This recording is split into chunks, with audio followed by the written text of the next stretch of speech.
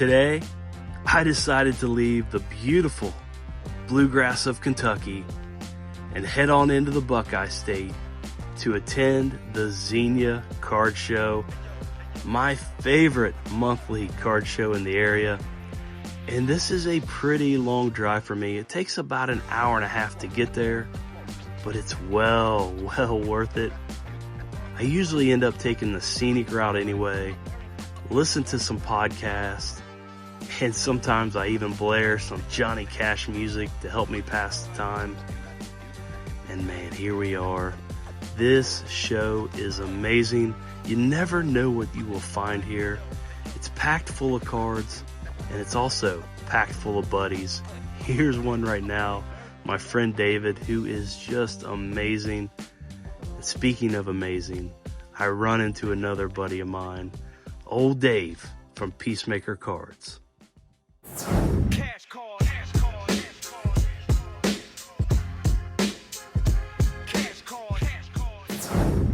All right, y'all, I am back from the Xenia Card Show, and as always, I had a blast. It was so much fun, even though I only picked up one baseball card and one beer can. Yes, a beer can, and I will show you those here in a minute. But the best part of the show, as always, is walking around with my buddy David M. He's incredible, and my buddy Dave from Peacemaker Cards. He's an unbelievable guy as well. So much fun walking around and joking with those guys. And I also got to hang around a newer friend of mine, Scott. He used to be a dealer. Now he's just out and about looking for some cards, enjoying the hobby that way. And got to walk around with him. That was fun as well. And also ran into a subscriber of mine, Tim. Man, Tim is an awesome guy. I'm going to have to find, I don't know exactly what his name is on YouTube, but just an incredible guy. It was fun talking cards with him. We talked some Ernie Lombardi cards and that we showed in a couple, or I've showed in a couple of videos of mine. So just a great guy. So it was awesome meeting you today, Tim. So let's get to the pickups. But actually, before I do that, about a month ago, I helped Greg from Midlife. Helped him get a 1-of-1 Superfractor card of one of his former students. And I saw it on Facebook and it wasn't even on Marketplace. It was in one of my Facebook groups that I'm in.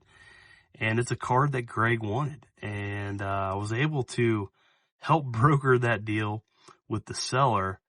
And the seller asked if he could send me something. He was happy that, or appreciated that I was able to help with the deal, and he sent me some cards, and here's what he sent me. So I'll go ahead and show those real quick since I don't have much to show from the card show. But right here, look at this. What is this from? It's kind of cool. It's a little creepy. I've seen some of these with some creepy faces. I think Daryl Strawberry's got a card in this set. I think you taped these onto something. Not sure what year this was. Let me know in the comments. It's kind of cool. Pete Rose isn't as creepy as some of the other ones I've seen in the set, so that was neat. Not a big basketball guy, but he saw that I live in Kentucky, so I think he assumed I'm a Wildcat fan, which I'm not, but that's a pretty neat card. Looks like some kind of a prism or something. Not sure. Do love this card though. Look at this Sparky Anderson card. Amazing. And then you also got a bonus. Look at that. Big Clue. He was part of that coaching staff in the Big Red Machine era.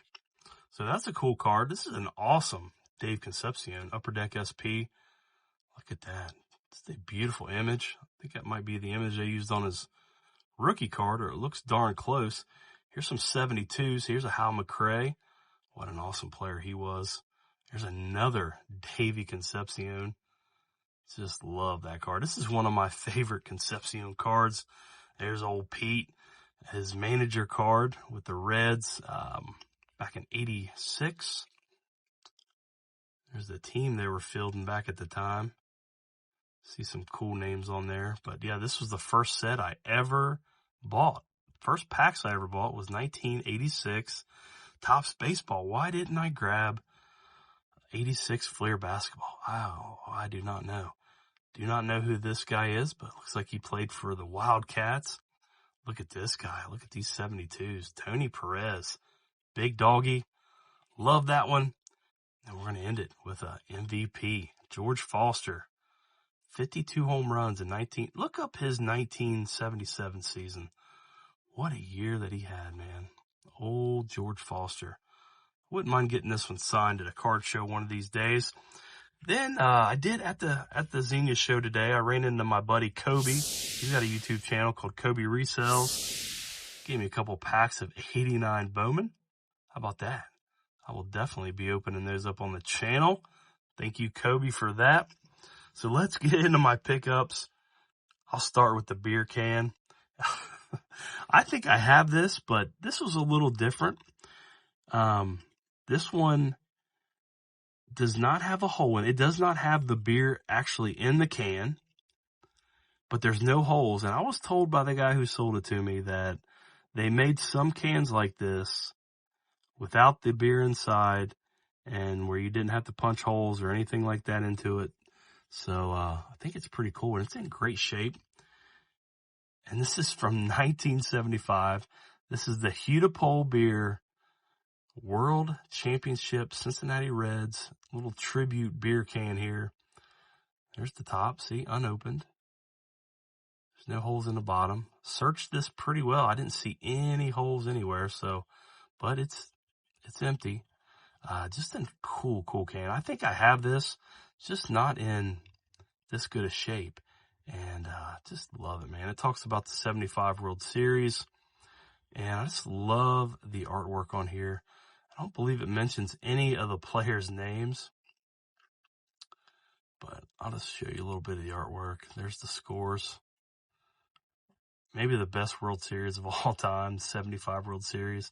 Last year's World Series was pretty darn good, but man, this one, I think, brought baseball back. It was just an incredible World Series. There's old Joe Morgan. Talks about him getting that single to win pretty much knocking the game-winning run in Game 7 of that series. But just a beautiful beer can. I absolutely love that. So, and that cost me $2. $2. I could not turn that one down. And then last but not least, my big pickup of the day. This one cost me $30, so I didn't spend a lot. And it's a card that I've wanted. But it's a variation of the card that I thought I would buy one day. And it's not a Reds player. He played for the Reds at one time, though. But I was able to get this 1968 Topps Tom Seaver. But the cool thing about this one, it's the Milton Bradley version. How about that? A beautiful card, man. I love this. Let's free it from this wrapper. Let's get it out of here. Maybe. There we go. But man, just an awesome image. This is my favorite image of Tom Seaver on a card. I know they've used this on a couple of his cards, but I just love this 68. It was always on my list. Not high on my list, but I knew I wanted to own it one day. And then I saw this Milton Bradley, and I'm like, man, that is perfect for me. I love getting stuff like that. And I'm learning more about the Milton Bradley set. Did not know much about it. As you can tell, like the backs of these, I got another 68 around here somewhere. Yeah, here we go. Got a Veda Pinson. You could tell the difference in the backs from the regular top 68 set. You can tell how the Seaver is like more of a yellow color. That's definitely Milton Bradley. But yeah, you could get these out of a game that Milton Bradley put out called, I think it's Win a Card. It was the name of the game.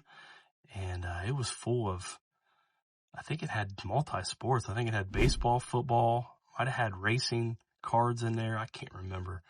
But I did a quick little overview of the set before I did this video. Haven't dove into it yet, but man, picking up the Seaver, I just could not turn it down. And they were asking $40. My buddy Sam, one of my favorite tables at the show, Took $10 off, gave it to me for 30, and could not be happier. So thank you guys for watching. Y'all take care, and God bless. Bye.